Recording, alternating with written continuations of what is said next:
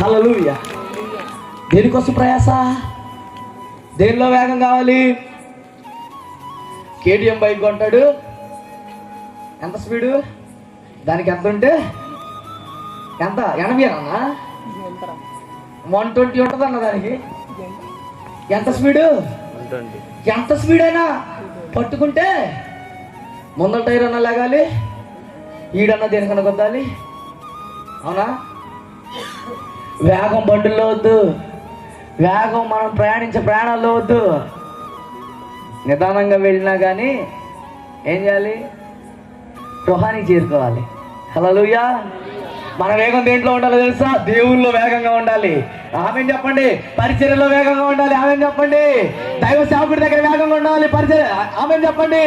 మనం చేస్తున్న ప్రతి పనిలో, దేవుని కోసం చేస్తున్న ప్రతి పనిలో మనం వేగంగా ఉండాలి ఈరోజు అంతే. ఆమేన్.